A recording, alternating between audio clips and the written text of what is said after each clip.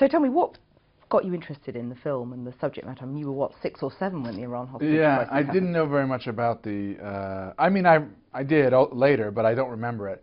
At the time, I got really interested in the script because I was a Middle Eastern Studies major in college, so there was an aspect of the area that I thought was really interesting anyway. And then when I read the script, it had these kind of three distinct tones. It has spy story, a real comedy, and a thriller.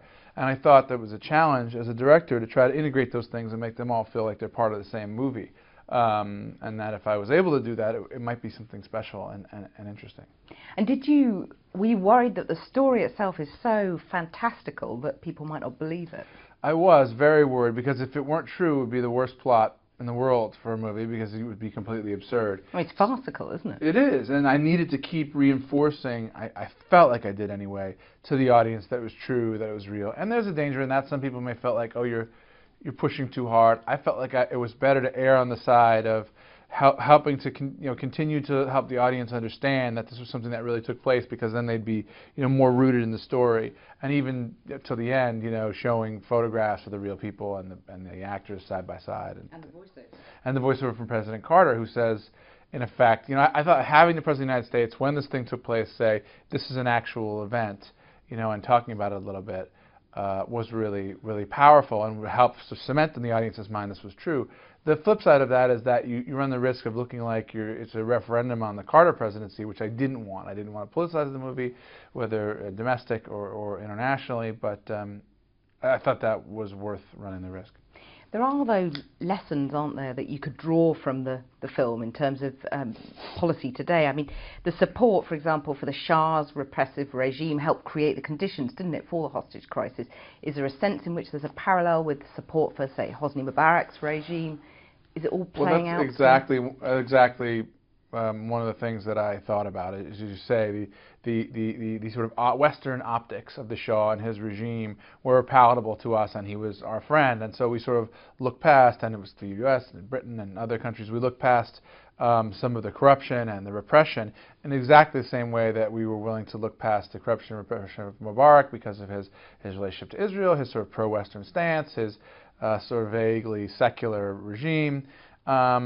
And so the connection with Mubarak, I think, also conjures up thematically the Arab Spring, even the Green Revolution, and it indirectly, which I think is the best way, asks the question of, how wise is it to be in the business of being in business with foreign governments? Are you surprised that 30 years on, more than 30 years on, the US seemed to have learned very little in a way from this whole episode? I find it very distressing, that I'm able to look at research material, film from 30 plus years ago that's taken from the Iranian embassy in Iran, and it looks just like what we see on the news now. I mean, that really stunned me, and it did make me very sad, because I've gotten really invested in the story and this whole relationship, to think that history just is repeating itself, and that we appear to have, if not necessarily learned nothing, we haven't learned to better navigate these relationships, and we pay the price for it. And the opening sequence, I mean, you can't help thinking of the storming of the consulate in Benghazi, can you?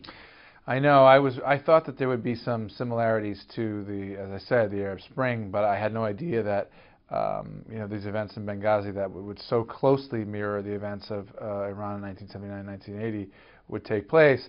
In particular, and one of the things that I'm really glad we did in this movie, particularly in light of Benghazi, is that it is really a tribute to people in the Foreign Service who put themselves in great jeopardy by serving overseas, oftentimes in hostile places. And the unsung heroes, really. Indeed, and the Foreign Service and the clandestine service, they do this without recognition, without getting rich, so if we're going to have this movie come out around a time that event like this happens, at least it's one that is really in praise of these folks and their sacrifice.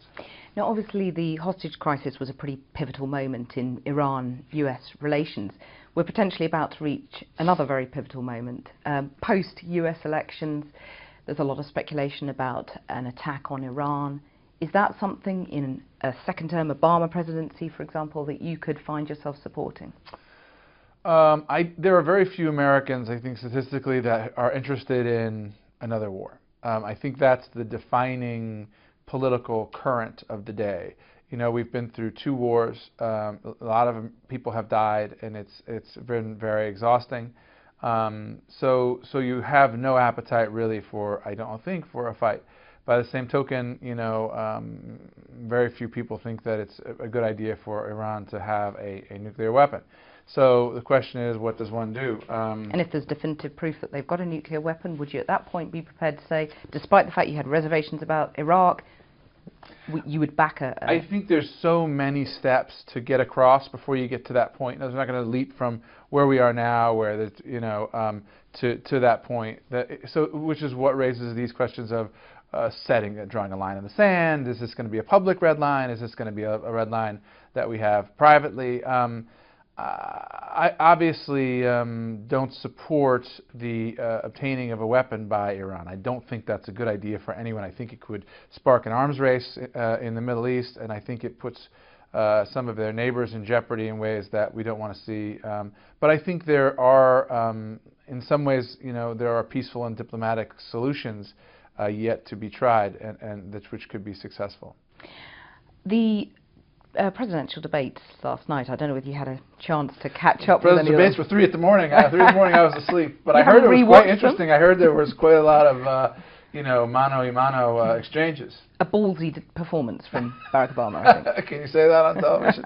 I like that. Yes, that's what I'm told. I'm told it was sort of a tough performance from both, that Obama recovered from what had been described as a listless performance in the past, and that they really went at one another. I don't know. What did you think? Oh, again, you know, middle of the night, and you know, I've been watching your film, so I haven't had a chance to catch up. Oh, good. So we're both just talking about what we heard about the debate. It could be completely different. But are you surprised by that listlessness? You know, as an Obama supporter, are you surprised that he hasn't had more guts? Well, evidently, this performance last night was really, you know, powerful, and I'd be able to comment on it if I had seen it.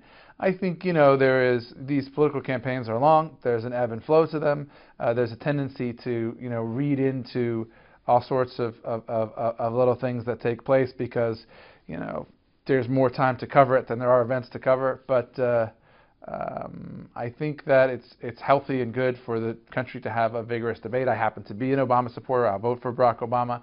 And I'm not concerned that he's listless. I was struck this morning the Washington Post described him as a disappointing but progressing president. Why has he disappointed you? No, I don't feel disappointed. I'm somebody who views politics practically, you know, and the world. And you don't just elect a president who then exists in a vacuum and decides which buttons to turn to magically make things happen. You know, one exists in the context of the political realities of one's country. I think he's a smart and passionate guy.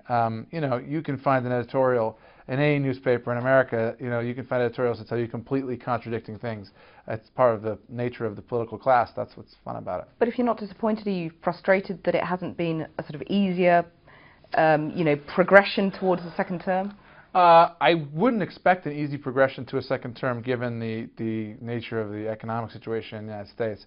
I mean, you know, and certainly I'm aware that, you know, all over Europe people are struggling as well.